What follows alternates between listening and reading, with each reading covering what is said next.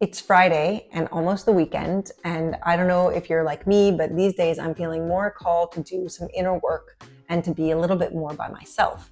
At the same time, it's the weekend, and I know that I can often get distracted and even a little bit feel pushed into doing things that I'd rather say no. So I pulled a card to see if I could get any guidance for myself, but also any of you who are struggling to say no these days. And I got the Chariot. In this deck, we see a woman who looks a little bit like Marie Antoinette, and she is guiding two horses.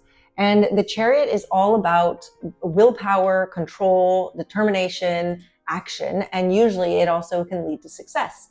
That is, if you take the reins and point your horses in the right direction. When you choose to do something, we're on this point, and if you choose to go straight, that's one thing. But even if you do just a little change in the long run, it can really have a huge, huge impact. To me, this is saying that if you're struggling with saying no, remember also where you're going in the long run. For sure, accepting an offer every once in a while to go out and do something is not a big deal. But if you do that too many times, you're actually making it so that you can't go to where you want to go because you're always going down this other direction. And even if it's uncomfortable to say no, it's more like, is the short-term discomfort more important or less important than the long run? One thing I thought was really interesting in this card is that if you look at the horses, they have blinders on.